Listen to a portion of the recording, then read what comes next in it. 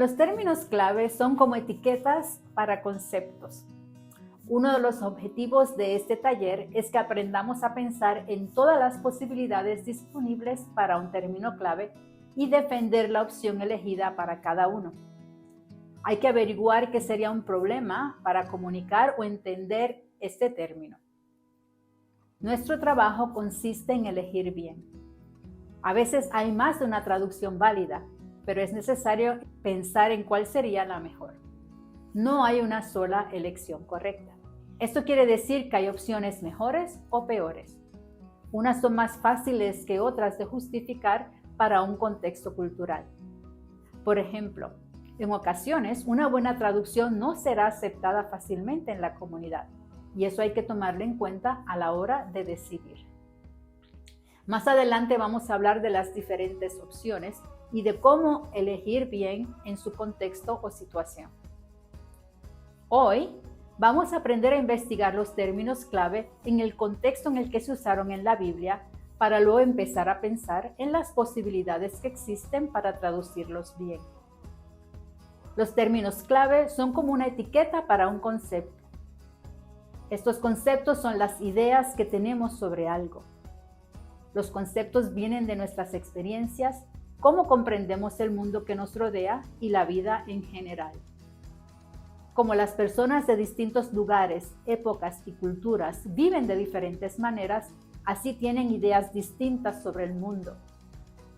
Nosotros también tenemos diferentes conceptos de la misma cosa. Pensemos en la palabra vivienda. El término vivienda es una etiqueta para el concepto de dónde vive una persona. Probablemente todas las culturas incluyen la idea de refugio o miembros de familia o quizás un lugar para dormir o descansar. Pero las personas, al tener experiencias diferentes, también tendrán ideas muy distintas del concepto de vivienda. Una vivienda puede ser una casa, una tienda de campaña, un cuarto o incluso una cueva. Algunas personas cocinan dentro de su vivienda y otras no. En algunas, la pareja y sus hijos viven en la vivienda. En otras culturas, los abuelos, tíos y primos también viven en el mismo lugar. Hay lugares en el mundo donde los adultos viven con sus amigos y no son miembros de su familia, lo que en otras culturas sería muy extraño. Aunque su concepto de vivienda sea una casa, las casas también pueden tener aspectos muy diferentes según el país o la región. El concepto de casa o de vivienda incluye ideas de con qué se construye, cuántas habitaciones tiene, qué cosas se hacen adentro y quién vive en ella o no. Todas estas ideas sobre lo que es una vivienda vienen de sus experiencias y de su cultura. No vienen de la palabra vivienda como tal en su idioma. Independientemente de la etiqueta que elijamos para un término clave de un concepto de la Biblia, tendremos que enseñar a las personas cómo ese concepto se usa en los tiempos antiguos y cómo es diferente al nuestro. Por lo general, aunque tengamos etiquetas similares en diferentes idiomas, vamos a descubrir que los conceptos para cada etiqueta no son exactamente los mismos. Por ejemplo, pensemos en la palabra para el vino.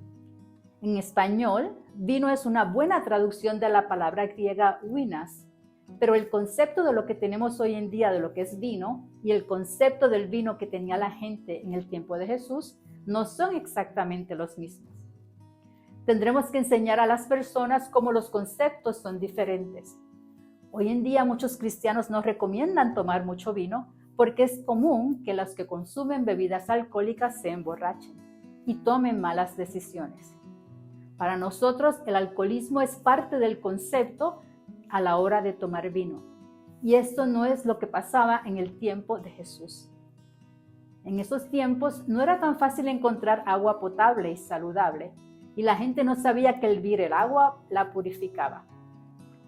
El vino de la época de Jesús no contenía tanto alcohol como el vino moderno, y a menudo se mezclaba con agua para que la gente no se enfermara tanto. Cuanto más tiempo tenía el vino, más se fermentaba, por lo que el vino nuevo era más parecido al jugo de uva y el vino más añejo, el que tenía más tiempo, era más parecido a un vinagre. La gente se emborrachaba con vino en los tiempos bíblicos, pero tenía que tomar mucho más para emborracharse que lo que pasa cuando tomamos vino hoy en día. Además, probablemente no sabía igual como el vino de hoy en día. Podemos encontrarnos con ejemplos similares cuando traducimos palabras como sacerdote o pan. Puede ser que el idioma y la cultura tengan buenas palabras para estos conceptos, pero los conceptos que tiene la gente son diferentes de los conceptos que tenía la gente en los tiempos bíblicos. El concepto de quién era o qué hacía un sacerdote judío es muy diferente en algunos aspectos de lo que hacía o quién es un sacerdote católico o un sacerdote en alguna religión tradicional indígena.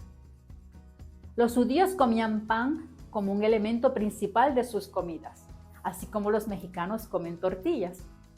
El concepto que mucha gente tiene del pan en muchos países es que es algo dulce, que muchas veces se toma con café. Es más, a veces como un postre y no parte del platillo principal en cada comida. Estas diferencias no quieren decir que no podamos usar las palabras para pan o sacerdote en nuestras lenguas. No hay que descartarlas porque los conceptos no sean exactamente iguales. Esto es normal. Lo que queremos es encontrar una etiqueta en nuestros idiomas que nos permita enseñar sobre el concepto en la Biblia. Queremos la palabra o la frase que más ayude a la gente a aprender sobre el mensaje de la Biblia y que confunda o se malentienda lo menos posible. Para encontrar esta etiqueta de un concepto bíblico en cada uno de nuestros idiomas, el primer paso es tratar de entender el concepto que la gente del Nuevo Testamento tenía cuando usaba su etiqueta en el griego. Como traductores, cuanto mejor entendamos el concepto en el contexto original, podremos entonces elegir mejor una palabra o frase que le permita a nuestros pastores y maestros explicar bien el concepto en sus comunidades.